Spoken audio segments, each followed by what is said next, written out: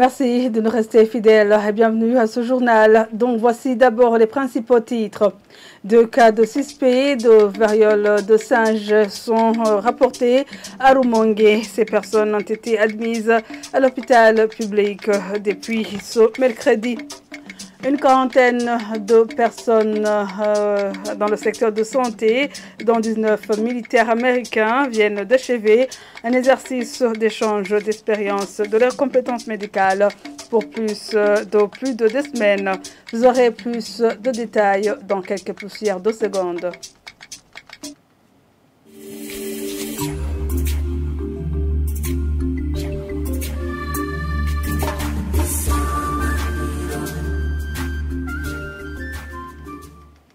Bienvenue encore une fois. 2 cas de suspects de la variole de singe sont sous traitement à l'hôpital public de Rumongue depuis ce mercredi.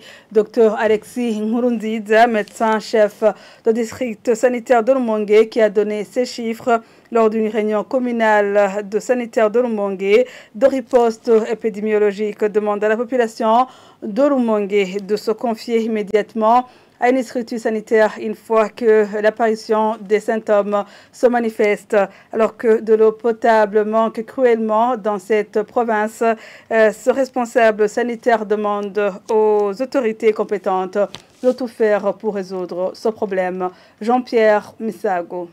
Jusque le matin de ce jeudi, 2 cas suspects de variole de singe étaient sous traitement à l'hôpital public de Rumongue. Mais c'est un effectif qui pouvait à tout moment changer, selon le docteur Alexis Nkurunziza, médecin-chef de district sanitaire de Rumongue. Cette autorité sanitaire demande à toute personne présentant certains signes évocateurs de cette maladie comme la fièvre aiguë de se confier aux formations sanitaires le plus tôt possible, car cette maladie qui n'épargne personne guérit si elle est prise en charge le plus rapidement possible. Lors d'une réunion d'urgence du comité communal de riposte contre les épidémies en commune Rumongue ce jeudi matin, des mesures allant dans le sens de stopper la propagation de cette maladie si les examens de laboratoire s'avèrent positifs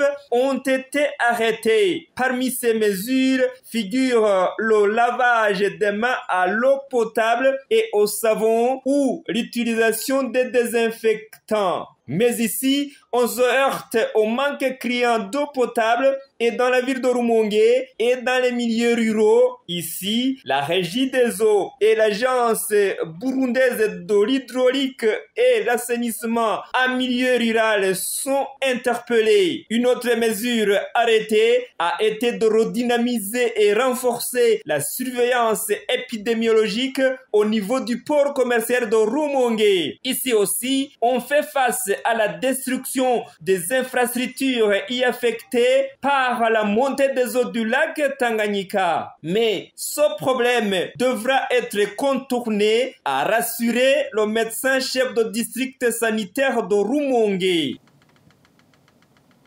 Merci Jean-Pierre Misago. Une quarantaine de personnes exerçant dans le secteur de la santé, dont 19 militaires américains, viennent d'achever un exercice d'échange d'expérience de leurs compétences médicales depuis 2 semaines. Le directeur général de l'hôpital militaire de Kamenge, Marc Nimburanira, indique que cette activité a permis à ces personnels de bénéficier des connaissances qui vont leur permettre d'être plus performants dans leurs prestations. Suivez Dr Marc Nimburanira.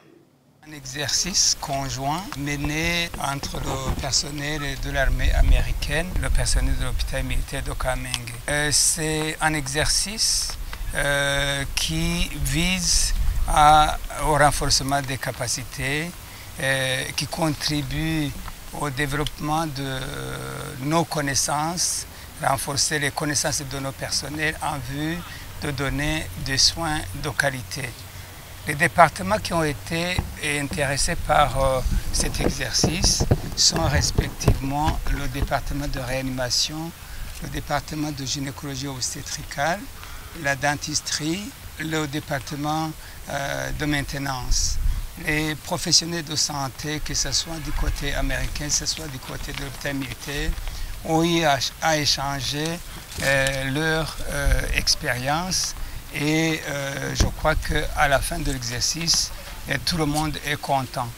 Du côté américain, ils en profitent, ils voient dans les endroits à ressources limitées comment nous parvenons à soigner les patients et arriver à de bons résultats avec des ressources limitées, surtout des moyens diagnostiques tels que l'imagerie et autres qui ne sont pas disponibles, mais on arrive quand même à avoir de bons résultats. Et de notre côté, notre personnel gagne parce qu'ils apprennent aussi de nouvelles techniques, que ce soit pour opérer, que ce soit dans les autres domaines, tels que aussi dans la maintenance des équipements. Globalement, c'est un exercice qui a été très bénéfique, que ce soit de notre côté ou du côté américain. Et pour nous, ça nous aide à arriver à l'objectif que celui d'avoir des connaissances suffisantes pour donner des soins de qualité.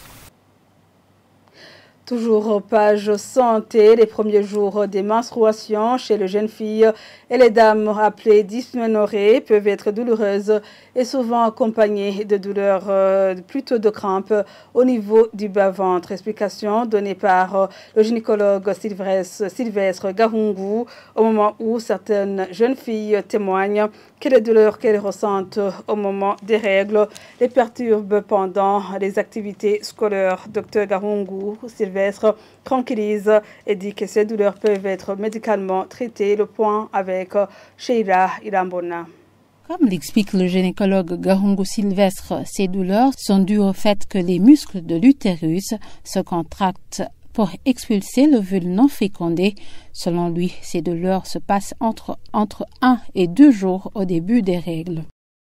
Les ménorrhées sont des règles douloureuses qui durent 1 jour avant le début des règles et même 2 jours après l'apparition des règles. Ce sont des règles douloureuses dues effectivement à la contractilité des muscles utérins suite aux prostaglandines, effectivement en vue d'expulser cette muqueuse, ces saignements effectivement qui étaient dans la muqueuse utérine, qui étaient préparés pour recevoir d'œufs fécondés en cas d'ovulation. Certaines jeunes filles avec qui nous sommes entretenus indiquent que ces règles douloureuses les empêchent de bien vaquer à leurs activités ainsi de suivre en classe. Et un des parents indique que malgré ces douleurs, elles ne donnent pas de calmant pour ces jeunes filles. Pendant cette période, j'ai des douleurs au bas-ventre, mais elles s'estompent petit à petit de jour en jour. Je me sens fatiguée aussi. Je n'arrive pas à bien suivre les cours comme à l'accoutumée. Ma mère n'est au courant de rien. Comme je suis une grande fille, je garde le secret.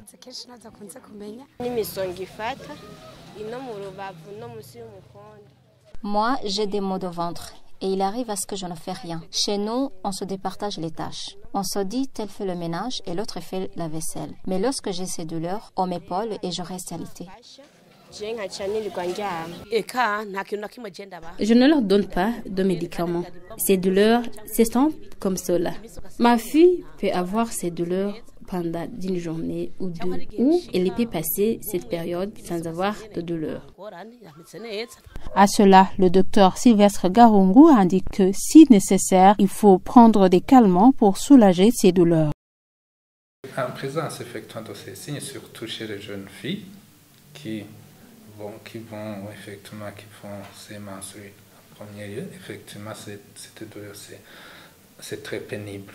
Il y a des médicaments qu'on peut donner effectivement pour les soulager, surtout à base effectivement des anti-inflammatoires non stéroïdiens, par exemple l'ibuprofène. L'autre conseil donné est de pratiquer l'activité physique après ces règles car ça permet de prévenir ces douleurs. Merci Sheila. Page sport avant de mettre fin à ce journal.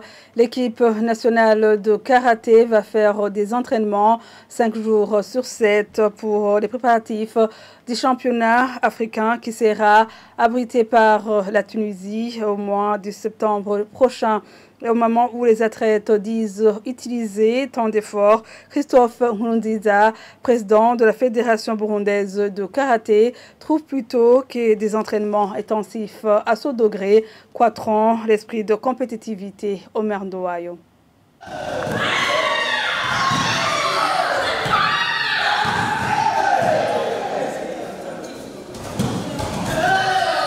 À peu près 2 semaines après le retour du Cameroun, où la sélection nationale de karaté avait représenté le Burundi dans le championnat de la région centre de l'Afrique, cette équipe nationale s'entraîne 5 jours sur 7 pour les préparatifs du championnat africain, programmé le mois de septembre en Tunisie. Certains karatékas saluent ces séances d'entraînement intensif. Avec un vouloir de décrocher beaucoup de médailles, ça demande beaucoup d'efforts pour participer au championnat africain programmé en Tunisie.